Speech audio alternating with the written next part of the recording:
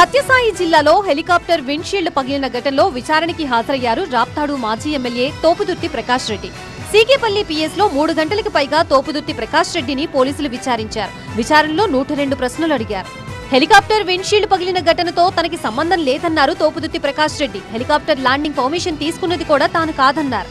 జగన్ పాపిరెడ్డిపల్లి పర్యటనకి పోలీసులు సరైన బందోబస్తు ఏర్పాటు చేయలేదని, పోలీసుల భద్రతా వైఫల్యం కప్పిపుచ్చుకునేందుకే తమపై కేసులు పెడుతున్నారని ఆరోపించారు ఆయన. పోలీస్ డిపార్ట్మెంట్ బ్యారికేడ్ల చుట్టూ వచ్చేటువంటి జనాలను అసెస్ చేసుకుని అంచనా వేసుకుని భద్రతా సిబ్బందిని బ్యారికేడ్ చుట్టూ మోహరించి ప్రజలు బ్యారికేడ్లు దాటి రాకపోకుండా అడ్డుకోవాల్సినటువంటి బాధ్యత పోలీసు వారిది.